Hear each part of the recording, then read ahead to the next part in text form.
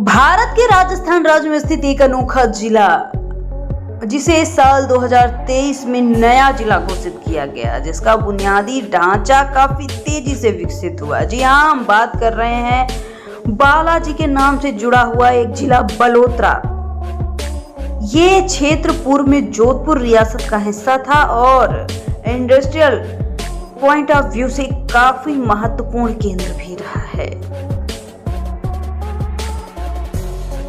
बलोत्रा जिले की अनुमानित जनसंख्या 10 लाख से अधिक है, क्योंकि एक नया जिला है सही आंकड़ों के अनुसार।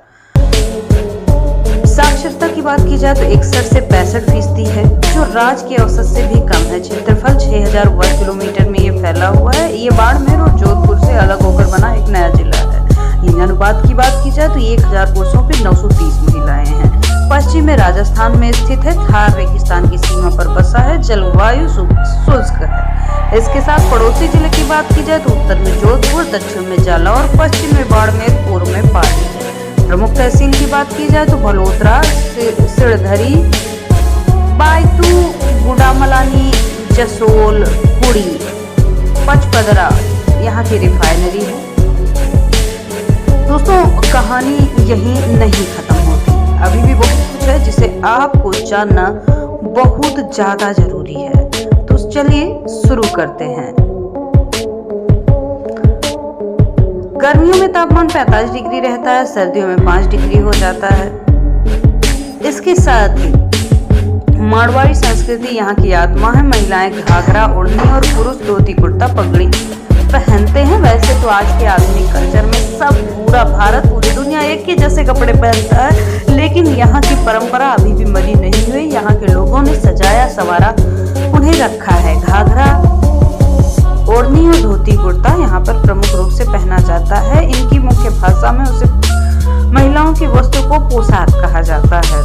लोक गीतों में मांड, बापूजी की फड़, गोरबंद आदि प्रमुख हैं। लोक नृत्य की बात की जाए तो घूमर, गेर नृत्य और तेहर ताली यहाँ के प्रमुख हैं। यहाँ पर मुख्य रूप से तीज, गणगौर, होली, दीपावली, रामदेव जी का मेला मुख्य है।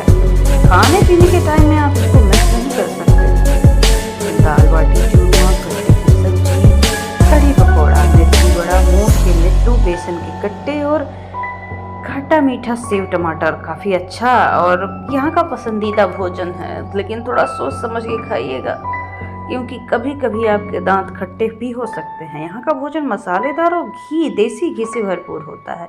प्रमुख जनजाति की बात की जाए तो यहाँ बंजारा, भील, गरासिया जैसे जनजाति रहती हैं। इनके अपने विशेष रीति रिवाज और पहनावे होते हैं। उद्योग और व्यापार की बात की जाए तो बलोत्रा सबसे बड़ा पहचान यहाँ की टेक्सटाइल इंडस्ट्री है। सैकड़ों फैक्ट्रियों में कपड़ा डाइंग, प्रिंटिंग, फिनिशिंग का कार्य होता है।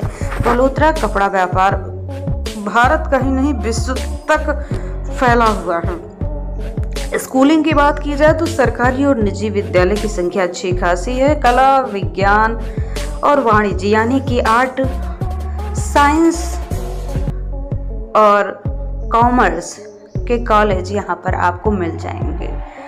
इसके साथ मेडिकल और इंजीनियरिंग कॉलेज भी यहाँ पर मांग में बढ़ रहे हैं, जो जल्द ही उपलब्ध हो जाएंगे।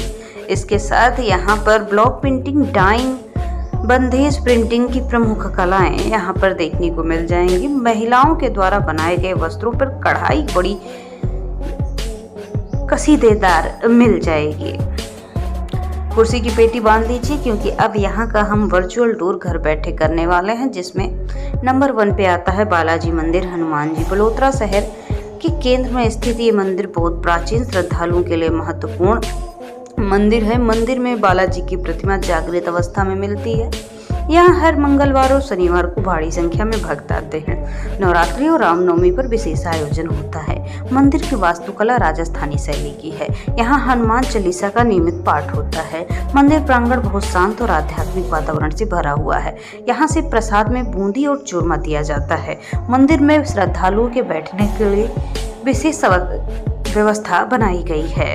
मंदिर के पास छोटी मोटी दुकानें हैं, जिसमें धार्मिक वस्तुएं मिल जाती हैं। अगला जो स्थान, इसे जैन मंदिर या भीमदेसर के नाम से जाना जाता है। यह प्राचीन मंदिर जैन धर्म के अनुयायियों के लिए आस्था का केंद्र है। स्थापत्य कला बहुत ही सुंदर और जटिल नक्काशी से युक्त है।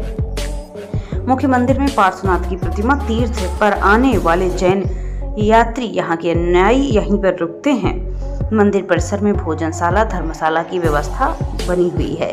यहाँ का वातावरण अत्यंत स्पिरिचुअल, मतलब कि काफी ज्यादा पीस देने वाला है। प्राचीन शिलालेख और यहाँ के आर्ट, जो कि भगवान से रिलेटेड हिस्ट्री आपको देखने को मिल जाएगी। मंदिर की साफ सफाई, अनुशासन प्रेरणादायक है। हर साल विशेष पूजा और आर्थिक आयोजन होता है। टूरिस्ट यहाँ पर एक स्पिरिचुअल और कल्चरल फीलिंग के लिए आते हैं। अगला जो स्थान, इसे रामदेवरा मंदिर कहा जाता है।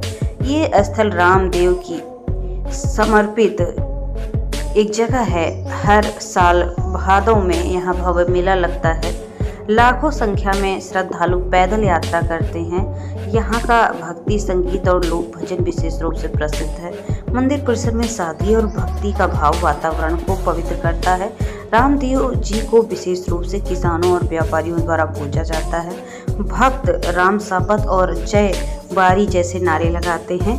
यहाँ चढ़ावे में मिश्री, चूरमा, नारियल चढ़ाया जाता है। इस स्थल पर जात पात धर्म से परे सभी श्रद्धालु आते हैं। यहाँ एकता, भक्ति और समर्पण का प्रतीक इसे माना जाता है। कहानी अब भी नहीं खत्म हुई। यहाँ पर लूनी नदी बहती है। बड़ोदरा जिले में लूनी नदी बहती है, जिसका पानी खारा होता है।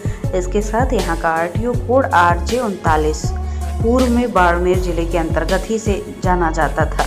इसके साथ यहाँ पर खेती की बात की जाए तो बाजरा, गेहूँ, मूंग, मोठ, ज्वार, जीरा, तिल और यहाँ पर ग्वार और जीरा का काफ़ी बड़े पैमाने पर उपयोग और उद्योग निर्यात किया जाता है। पशुपालन में गाय, बकरी, भेड़ काफ़ी बड़ी संख्या में यहाँ लोग पालते हैं।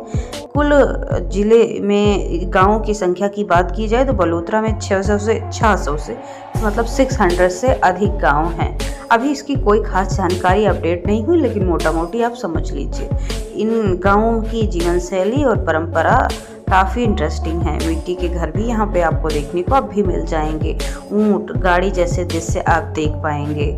यहाँ पर लोक गायक मोहन सिंह राठौर काफ़ी प्रसिद्ध और मारवाड़ी लोक गायक में से एक हैं। टेक्सटाइल व्यापार से जुड़े कई राष्ट्रीय स्तर पर उद्यम यहाँ पर होते हैं। इसके साथ एक रेल मार्ग की बात की जाए तो बलोत्रा जंक्शन रेलवे का मुख्य स्टेशन है। यहाँ से जोधपुर, बाड़मेर, जैसलमेर आदि जैसे स्थानों के लिए बसें चलती है। NH25 यहाँ का राष्ट्रीय मार्ग है, जो कि बलोत्रा को अच्छी तरीके से जोड़ता है। जोधपुर हवाई अड्डा यहाँ पर निकटतम है। इसके साथ यहाँ पर पीला रंग रेतीला जीवन, नीला टेक्सटाइल प्रिंट और लाल रंग धार्मिकता को दर्शाता है। टेक्सटाइल थान, हनुमान जी की मूर्ति, ऊंट। इसके साथ ही अगर आप यहाँ पर आते हैं तो आपको कम से कम 1 या 2 दिन तो यहाँ पर रुकना ही चाहिए, क्योंकि ये जगह अपने में काफ़ी भव्य है। तो आप यहाँ पर आए बिना इसकी खासियत को शायद ही जान पाएँ। दोस्तों, बलोत्रा इतना छोटा भी नहीं है कि हम एक छोटे से वीडियो में आपको सब कुछ दिखा दें, सब कुछ बता दें। पार्ट 2 चाहिए तो कमेंट सेक्शन में पार्ट 2 जरूर लिखिएगा।